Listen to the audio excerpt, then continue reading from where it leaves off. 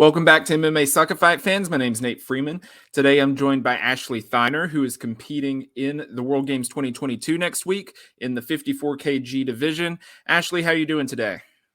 I'm phenomenal. I'm loving life and super excited to compete next week. Hey, we're super excited to have you here in Birmingham. Okay, so let's go ahead and break down. Let's go ahead and just go into the U.S. trials. You just went right through that, won the tournament and everything. Give me your reflections on the U.S. trials and give me your thoughts and things that you learned from that. Yeah, so US Trials is cool because it's the first time we've ever had a tournament like the US Trials to really decide who the best is, right? Whereas we had tournaments like the USMTOs and the TBAs, but none were a clear, concise, conveying who the best was and who is going to earn their spot forward. It was just kind of like, well, if you want to go compete at a USMTO, you might earn a spot on Team USA, you might not. And this one was clear. It was, hey, if you win this, you get your spot. And it's also really validating for the athletes who have previously competed in IFMA, but maybe just were given their spot because of their activity, right? There were always things that we were given our spot for, but this particular tournament was a direct gateway, if you will, to both worlds and the world games, which is that pivotal thing. And you don't want to have that imposter syndrome going into it, like, oh, do I deserve this? Is this something that, I'm going to be able to even do? And when you win that tournament, it's that validation, like, no, I'm supposed to be here. I'm supposed to be doing this. And I am the best. So winning those 3 fights was definitely a cool experience. And moving forward gave me a lot of confidence going into the big tournaments that I'm now going to be competing in. Absolutely. A lot of the people that I've talked to so far have mentioned the altitude and how that was a big factor in their fights. Did you feel any of that as well? For like the first fight, yes. I definitely felt it the first fight, or the first pad session, right? I was seriously questioning my cardio. And then after I got there a little early, so just like a week early, nothing crazy. People went out there like a month early, but good for them. I don't have that kind of money. But a couple days was enough for me to kind of acclimate. I also train in an elevation mask. A lot of the time I do my cardio in elevation masks. So after a day or two, the elevation kind of didn't, it didn't affect me too much. And then especially after that first fight, my lungs were nice and blown out. And I was able after that to just kind of perform like I normally am. So it did affect me, but briefly. Not as much as some of the other folks, and that may have potentially played a factor. You think having some of that training in the elevation mask and all of that, do you think that played any factor in some of your success? Yeah, 100%. Running in a hypoxic environment definitely strengthens your diaphragm. So even if, and it actually, the alveoli, which is the little sponges at the bottom of your lungs that suck up oxygen, right? It will increase the surface area of those as well. So I already had that leg up in terms of cardio, whereas it's not true elevation. So it's a little different. It's still going to strengthen everything that I needed to perform at that level. Okay, yeah, that makes sense. Okay, and then moving on, you won and you're representing Team USA. You fought in the IFMA Worlds. It wasn't your first time competing on representing Team USA on the world stage. You fought in 2019 in a tournament hosted by Korea. It wasn't exactly the World Championships, but it was very close. You fought some of the people that you're going to be facing in the World Games, but you went out in the IFMA tournament. And give me your reflections on the 2022 IFMA tournament and some things that you learned getting back into international competition. Sure. Yeah. Since it had been 3 years since I had competed in the point system that IFMA puts forth, it it's a little different, right? The point scoring compared to what I had been focusing on, which was doing damage or heavy hitting, even clean shots, counter shots, the volume needs to be raised for IFMA style tournaments. And that's something I definitely took away from this tournament. Worlds in and of itself was a crazy experience. Like the opening ceremonies, they had a horse, like a prince on a horse coming through, and all of these the acrobatic dancers were there, and they were on the ribbons and they were flipping around. And so to be on a big stage like that is important before you go to the World Games, because it helps you manage your nerves. So that definitely gave me some mental clarity on what I needed to do prior to my fights to manage those nerves, and then also what I needed to do physically during those fights for the allotted scoring style, right? So I went 1-1 at Worlds. I had a really good fight. I won 30-26 my first fight, so pretty dominant. And then my second fight, I lost the split 29-28, which is unfortunate. But if I would have got my kicks going a little bit more in the first and second rounds and stayed out of the clinch, I would have been able to get a success in that fight. And that's a good takeaway for me, understanding that those clean shots from the outside and the volume that I need to put forth is a little different than my fights back home. And the Western style became really important in my training leading up to the World Games. Those couple weeks, we were able to make tweaks to my game plan to move forward. Yeah, that's what I was about to ask. I'm sure it gave you some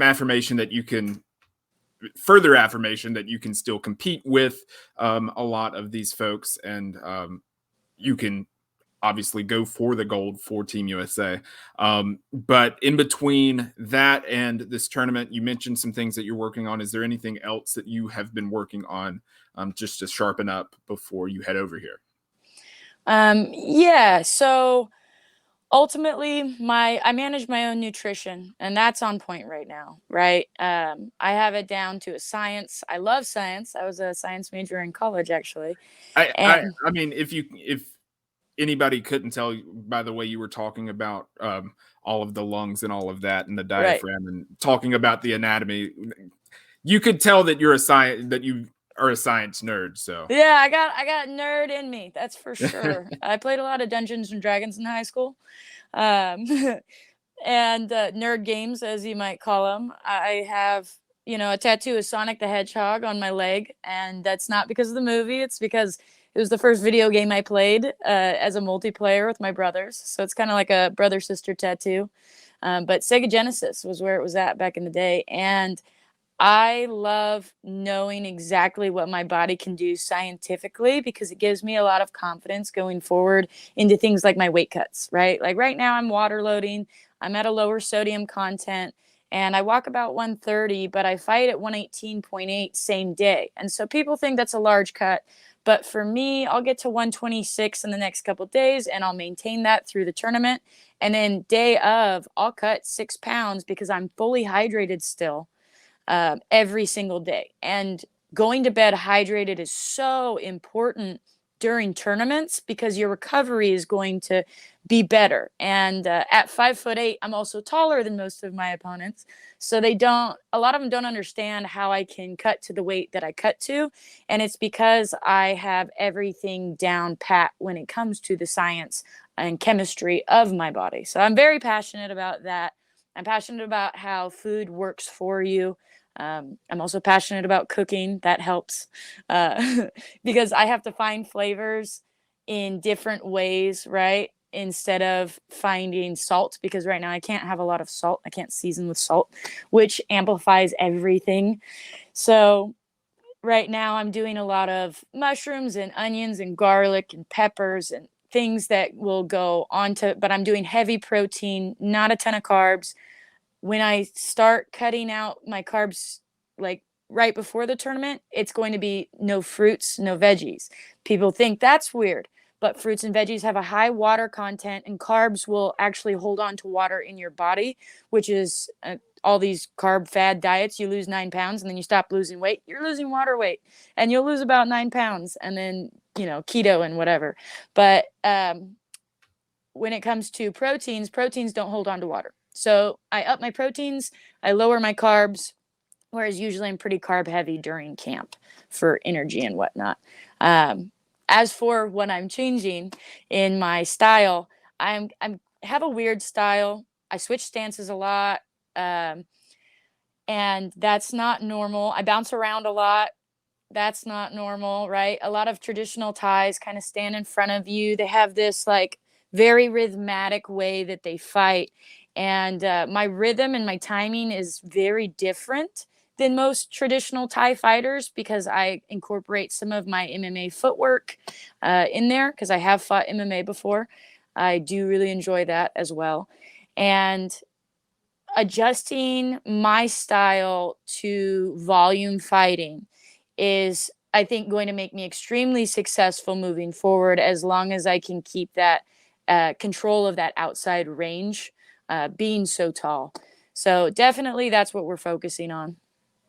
Yeah, and you train out of Alliance in San Diego, correct? Not No, anymore? I've never trained out of Alliance. I train out of Steel MMA in San Diego. I trained out of Three Kings Muay Thai in Fresno for about 8 years. And then I came down here 6 months ago. And in that just because I knew I had a lot of very big things coming up, and Steel draws in a lot of pro fighters. So I train pretty regularly with Angela Hill from UFC, which is pretty cool. And she's a That dope. must have been where I guessed that from, because I Yes, did see some things she with her. trains at Alliance. Yes. And so I'll go there sometimes for cross training. So definitely there's some cross training in there, but I train at Steel, and then she'll come spar with us once a week. And that's very helpful, because she was also a kickboxing champion at one point. And so having that high level striking and knowing I can go toe to toe with professional athletes is extremely beneficial in my confidence level also. Yeah, that makes sense.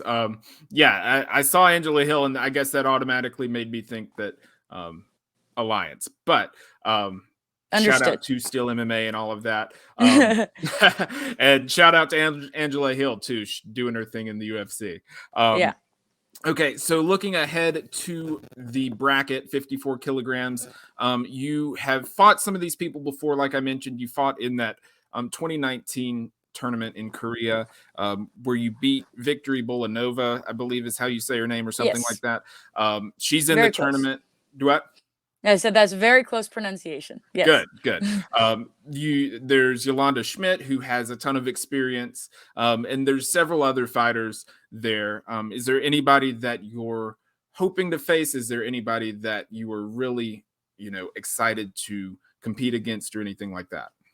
So I'm really excited to see Victoria, because I've actually fought her at both tournaments now. I fought her at Worlds. She was my win at Worlds as well. Okay, cool. And she's an awesome person. Like, before the fight, we went up to each other. We're like, can't wait to fight you. Excited for the fight, And even afterwards, she came over and would cheer for Team USA, and I would go cheer for Czech, for her teammates. So the camaraderie there is really awesome. I'm excited to see her again. I have some friends from France that I'm also excited to see, in Slovakia. And then, but in terms of who I want to fight, I lost to Turkey, so I want to fight Turkey, and I want to destroy Turkey. Get it back, yes. Yeah, I want to get it back. I want it to be Team USA all the way. I haven't delved super hard into fight styles of these different potential competitors. I like tournament style because it makes me stay true to myself a little bit more than if I was to fight a single fight and I hyper focus on my opponent, right? I can kind of psych myself out as to, oh, this person's really strong at this, or they're really good at this, so I'm going to counter it this way. When I stay true to my style and I stay true to myself, which is something that I didn't do in my second fight in Worlds, right? I wasn't switching stances like I normally do. I wasn't moving the way I normally do. And that ultimately led to my lack of success. So if I focus on myself instead of my opponents, then I'm much better at being successful, because I can just kind of hone in on my skills. And then I don't react necessarily to what they're throwing. They're going to have to react to me. Yeah, because you don't have an opponent named yet for the first round, so you just got to focus on sharpening your skills and being the best version of yourself. So Precisely. that makes perfect sense. I don't know what just happened in my house. It was a ghost. I guess so. Anyway, okay. So then, looking who in Team USA, in your teammates that, excuse me, among your Team USA teammates, who are you most looking forward to see fight? I know that you've fought Tiara Brandt a few times, Sure. and that's what a lot of people that I've spoken to, they're excited to see her fight. Yeah. What about her makes her such a great fighter? She won gold at IFMA, and she's beaten you. Right. Yeah. So, Definitely. yeah. So, what about her just makes her such a great fighter and somebody that everybody that I've spoken to wants to see her compete? Well, she has this scoring system down. Like, she's competed in IFMA for longer than I have, right? I'm 28, and I didn't start until I was 20, just about 19, 20. And she's like 20, 21, and she's been fighting for longer than I have. She's been fighting, she's like 10. And she's been able to fight in this scoring system. But I think that her support system with her family is super important to that. Her mom, Des, helps organize everything for Team USA. She's like the team manager, right? And then competing for so many years in IFMA gives you a really good insight into how to do it, and then her work ethic, right? When you're fighting volume fights, you have to have an insane amount of cardio for those volume fights, especially multiple days in a row. And yeah, she beat me with volume and leg kicks, right? Every time I try to angle, she'd cut me off with a leg kick, and she'd throw multiples of them. So definitely a good fighter that I'm excited to watch. I'm also excited to watch Aaron Ortiz because he's a goofy nerd like me. He's totally into Dragon Ball Z. And while I'm more of a Pokemon buff myself, we definitely have some areas that cross over in terms of nerddom, and share like a quirky sense of humor. And he won gold at Worlds also. His little step up jumping knee was really fun. And Angela, I'm really excited because Angela's one of Susan's best friends. Susan is one of my best friends now that I train with. She's a training partner who also trains at Steel, Susan Wallace.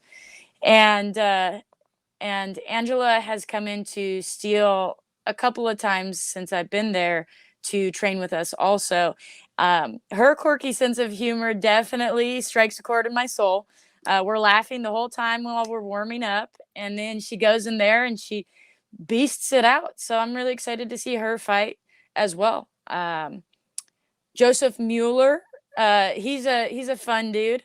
He's trying to bring a lot of awareness to the World Games right now by sharing on his social media, because not a lot of people are aware of how big this is. And so props to him. Kudos to him on that. And I'm excited so I've been knocked out before, and he got knocked out in Worlds. And I'm excited to see how he uses that as a fire to come back, because I really think that he's going to have a lot of determination moving forward. And even there, he was like, no, I want to train. I want to train tomorrow. He was totally into the discipline of it and immediately bouncing back and jumping back in. So honestly, all of these people that I connected with in Worlds, I'm really excited to see fight, because I know them as people, and all of them are super good people. It's always fun watching your friends fight, and it gives you a lot of anxiety, but it's good nervous energy, It is, yeah. I'm gonna embarrass myself really quick. You mentioned Dragon Ball Z. Yes. For the longest time, and please don't get mad at me. For the longest time, I called it Dragon Balls because I thought it was Dragon Balls with a Z With on a the Z at end. the end. And when somebody finally said it was Dragon Ball Z, I felt so embarrassed. It was longer than you would think. I'll say that. It took longer than you would think for someone to correct me. I was probably too old to still be calling it that and not know. So I feel really bad about that. But just a little snippet about myself. That's fun. Funny. Yeah, that's pretty fun. You also mentioned that you've been knocked out before, Yeah. and you talked about how Joseph got knocked out and how he is being disciplined and all of that. How did you take your knockout loss, and what did you learn from that? And how has that made you a better fighter? So this was years and years ago, right? This was like 2017, maybe. I don't know. It was 2020 actually. It's 2 years ago. And I was on a 13 fight win streak at the time. And I think that I forgot that you could get hurt because I came out of so many of my fights unscathed that I developed sort of a sense of complacency in terms of my training. You know, I was like, well, this works, so I'm going to keep doing it. And my attitude before the fights. And while it was good, it wasn't the best it could be. And it made me a little arrogant in terms of improvement. You can always improve. There's always somebody that's trying to get better. And if you stop trying to get better, then somebody's going to knock you off your pedestal. And that's what happened. I mean, it was a silly mistake, right? I go to catch a kick, and instead of coming around, I went down, and the kick just slid right up, bounced off my shoulder, and it was lights out. And that happens. But it gave me a better, I want to say, fire for the sport, because I actually love contact sports. I played women's semi-pro football for years. I played football with the boys in high school and Pop Warner growing up. The adrenaline of this sport is why I do it. And so it's part of it, at least. And that thrill seeking, right? And when I realized that I could be hurt, like I had to be reminded of that. I could be hurt. And it only takes one kick to knock somebody out, one perfectly placed technique to do this.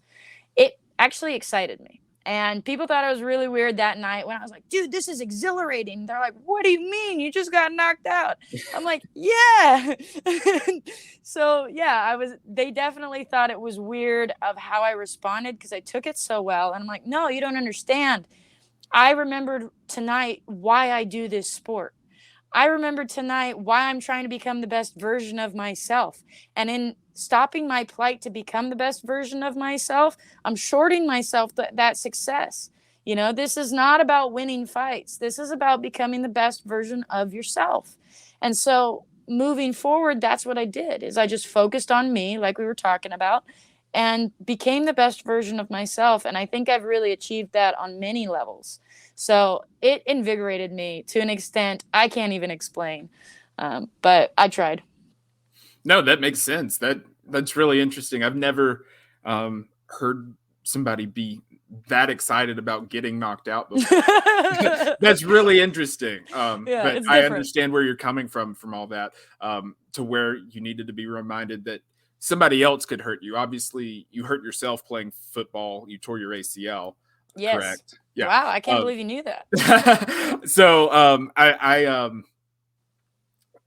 get where you needed to be reminded that somebody else can hurt you. I guess you sort of humbled you, but it also, like you said, reminded you that that's part of the sport, and that's something that makes it so exciting. So I love danger, really cool. And what we do is dangerous. Absolutely. I could never see myself doing that. So I have so much respect for you guys. That's why I'm on the other side of it, talking to you guys about doing what y'all are doing and not doing it myself. Understood. Okay. We talked about Team USA fighters that you're looking forward to seeing. Is there anybody internationally that you're looking forward to watching that's in the tournament as well? Yeah, so a couple years, so actually in Korea, Nili Block, multiple time world champion for IFMA. She was there and she was a super nice person. And we talked about like how we cut and how we can't eat lettuce. And so after after our fights, right? We both won. And then after our fights, we went to the buffet and we got like big plates of salad. And my teammates looked at me, they're like, "You're freaking nuts. I've been having to eat salad this entire camp." And I was like, "No, I haven't been able to eat salad for a freaking week. Like, I absolutely want some salad right now. This is crisp and nice." And she had the same plate of salad. And so we got to kind of like, bond on that end where we're like, yeah, no, veggies make you bloat because they have a lot of water content and the carbs hold on to water. And I'm like, oh, somebody like minded. This is great. So I'm really excited to watch her fight. Like I said, I have a couple friends from France now that I made. I have a couple of friends from Australia, just mainly the head coach guy. He's a super cool dude. And then some friends from Slovakia who are in might weight class as well. She's not fighting in World Games, but she might be there to support her teammates. And yeah, so I'm not necessarily by name. The girl that Aaron fought, Nora, that's who I like kind of bonded with when she was cutting weight. I didn't realize who she was at the time, but that's who I kind of bonded with in the sauna. So she's my sauna buddy. And I'm excited to see her fight. She took silver at Worlds. And then I'm excited to see Victoria again because she's super sweet. I love the culture of Muay Thai. It's so different than MMA, right? I try to shake hands with my opponents in MMA. They look at me like I'm freaking nuts. I'm like, "Hi, I'm Ashley. It's so nice to meet you." And I'm not doing this sport from a sense of anger. I'm not doing it to, prove anything to anybody else. I'm doing it, like I said, to find the best version of myself. And I'm doing it from a place of gratitude. Like, I'm so grateful to be living the life that I'm living. And every day that I go into fighting, I'm not an angry fighter. I don't like fighting with that rage, right? Where people are like, "Oh, I have pent up anger." I'm like, "No, I'm just really grateful to be living such an amazing life." Like, let's go out and let's try to push ourselves to the absolute limit.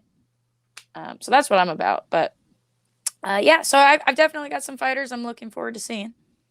Yeah, that makes sense. I know, it seems like Muay Thai, that respect not only is embedded in the culture of the sport, but it's a much smaller community, I would assume. So people are Yes. a lot more likely to know each other and be close to each other. So that makes a lot of sense to how everybody's sort of nice with each other, and there's not as much drama as there is in MMA. Right. Which is part of what I cover for the sport, but not necessarily what I enjoy most about covering the sport. I enjoy covering fights. Um, so, but yeah, okay, so let's do some quick rapid fire questions. One, who are some fighters that you look up to? I'm gonna go ahead and block off Janet Todd because I feel like all of the females that I've talked to on the American team have mentioned her. Sure. So everybody except Janet Todd. Okay, so I'm gonna give you some non-Muay Thai people because I mostly look up to MMA fighters. That's my ultimate goal. Joanna Jacek, who was an IFMA world champion, right? Zhang Wei Li, Rose Namajunas, all those girls are in my weight class, and all those girls bring something special to the table. Those are probably my top three. Obviously, I have a lot of love for Angela Hill because she comes in, every week and she's super dope. So that's your rapid fire question. I gave you four. That's all I got. There you go. That yeah. Okay, so your favorite striking technique to throw? Ooh, I was not prepared for this. Face teep. Yep, snap kick to the face. Nice. I like that. Absolutely, especially from close range. The cleanest shot or most flush shot you've ever landed on an opponent? Face teep. Yep. 100%. I broke a girl. So in the qualifiers, actually, second round, last 30 seconds, I broke the girl's nose with a face teep, just a snap, and they ended the fight after that. So that was nice. Nice. Yeah, that sounds like, not as somebody, excuse me. You're good. As somebody that like has hit pads before and things like that, I feel like landing one of those shots would be fun, but obviously I'm not like I said, I'm not one to Yeah. actually get in there and do that. And I don't get to throw it in sparring because it's messed up to throw that against your teammates. So I really enjoy throwing that in fights.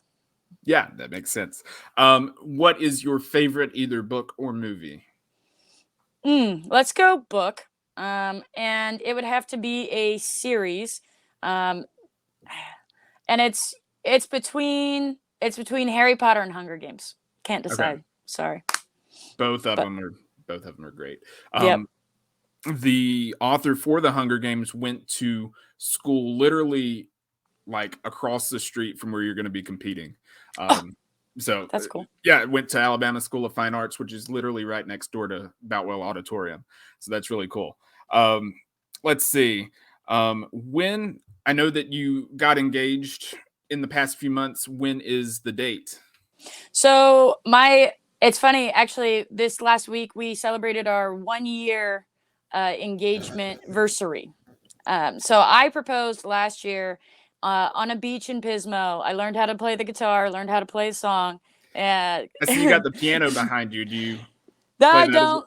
I Okay. don't. As much. No, that's my little brother. He's the music buff. He's the professional rapper. That's his deal. But he taught me how to play the guitar for this, and so I proposed to my girl with a country song. And then a couple months later, we were in Vegas, and she flew me into the Grand Canyon in a helicopter, and we went on a little hike, and she proposed there. So since we're lesbians, we make up our own rules, and we definitely both wanted to be proposed to.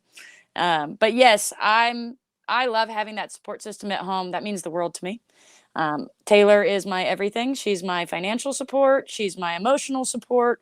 And she's the reason that I'm fighting. I wouldn't be fighting if we didn't meet in college, honestly. Yeah, share that story. How did you said y'all met in college? How did you guys meet? Yeah, so I was working at Chili's as a line cook, and she was working as a sorry, there we go. And she was working as a server. And it was, I mean, it was pretty fiery at first, just the friendship, right? We were both going through a lot. She was in a relationship when we met, and she was just going through a really hard breakup within weeks of us meeting. And so I was there for her. She was there for I was going through, my ACL surgery. I had just come back from my ACL surgery. My dad had passed, my stepdad had passed, and we had a lot like on our plates going on, and we just found comfort in each other as friends at first. And it just kind of the chemistry sparked from there.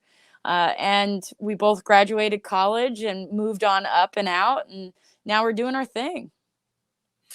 You mentioned Chili's. Were you big into Vine, and how often did you hear the "Hi, welcome to Chili's" Vine when you worked there? So I didn't hear it a lot because I was cooking in the back, right? Fair, okay. Yeah, I was a line cook. I'm sure she heard it or had to say it every single day. But no, I had much better lines, and they were all funny, I promise. That makes sense. So along those lines, Vine or TikTok? To TikTok, but I don't have either. Okay. Well, But I watch Vine's dead, her so TikTok. Right, okay. Yeah, I watch Taylor's TikTok. okay, gotcha. Then the Technique Tuesdays that you do, those sound like something that would work on TikTok, but yeah, you do those on your Instagram. Talk to me a little bit about those, Yeah. where those sort of came about, and where you're planning on going with them, I guess. Yeah, so it was actually just something fun. I was messing around with one of my teammates, and I was like, "Hey, I don't know if you saw the first one, but it was totally just me messing around with a teammate." I was like, "Here, let me show you something that's like funny, right?" And so I caught his leg, I ducked underneath it, and I tripped him, and he thought it was hilarious. But he was like, "Coach," and he calls over Carl, and he's like, "Coach, would this actually work?" And he's like, "Well, you're sitting on your ass, aren't you?" and he's like, "So I think that to some extent, that's gonna work." And he was like, "Oh, tell you what, let's record it. Let's record it." And I was like, "Okay, whatever. I'm just, sharing a fun technique with my friend." And so he recorded it, and I don't on the Steel. He shared it on the Steel page. Now it has like 400,000 views. It's freaking crazy, like out of control.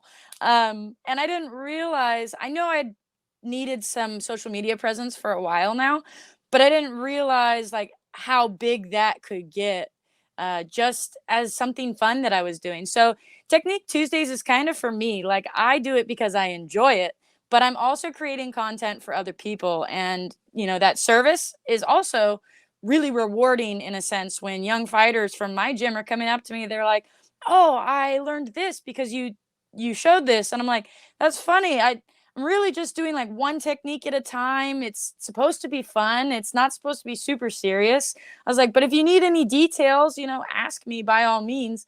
And hopefully I'm just motivating people to get into a Muay Thai gym, because you're not going to learn everything that you need to learn off of Instagram, but maybe it looks like so much fun, you now want to go join a gym. And that's ultimately my goal. Yeah, I saw you. I saw one where you were like in a tutu, like a ballerina outfit, and you were spinning around and all of that, and then you taught like a spinning back fist or something like that. That was Yeah. really cool. Yeah, Yeah. I I'm not enjoyed above costumes. that. Yeah, I saw you. I assume it was a Halloween thing where you were dressed as an avocado, and you said you were the good kind of fat. Yeah, Yeah. saw that Yeah. on your Instagram as well. Yeah. So that was cool. Okay, before I let you go, I'm going to give you the floor. We just mentioned your Instagram page and all of that. Share how people can follow you, and feel free to give any shout outs to coaches, sponsors, anything like that. The floor is yours to say what you want before we let you go. Well, I appreciate that. Yeah, my Instagram is going to be the easiest way to follow me. I literally post everything on there, right? It's AJ Thai Fighter. You can also just type in my name, which is Ashley Thiner. It'll come right up. I do have a fist. Before you continue, I kind of got a bone to pick with the World Games because and maybe some other places they call you Ashley Thinner All the with time. two N's. Is that something that you get a lot? Only my entire life, just casually. Yes. And I describe it. So in high school, we had this project where we had to like make our own business. So my slogan for said business was, "You can get a thinner dinner at the Thiner Diner," so that people would understand what vowel consonant vowel consisted of. But yes, Thinner is constantly, even Tiara thought that my last name was Thinner until we went to Worlds. So yeah, no, I get that. I get that all the time. It doesn't bug me. But eventually people will know, because I'm gonna make my name so big that they're gonna know. There you go. All right. All right. Continue with your shout outs and all of that. Yeah, so shout outs to my sponsors who are super helpful, Alpine Community. And then ES3 is now sponsoring me. They're a physical therapist. That's really helpful. And then my mom also sponsors me. She calls herself the real estate ninja because she used to do some taekwondo. So her slogan is that she's a real estate ninja, and she'll slash down, cut out the competition for you. So those are my three big ones. Resilient sends me some shorts sometimes, so that's really nice of them. And I think that's it for sponsors. I mean, unless you count my fiance, who has put an ungodly amount of money into my fighting career. Yeah, she definitely should count, I would think. Yeah, I would think so. Yeah, she I'm sure has been a big help for you. Definitely. All right. Well, thank you for your time today, Ashley. We're looking forward to having you over here in Birmingham. Before you head over, just let me know if you need anything. And we'll look forward to seeing you here in Birmingham next week. All right. Well, I appreciate the opportunity to talk about myself, because Lord knows I love attention. And I'll catch you guys next week. Sounds good. Take care. You too.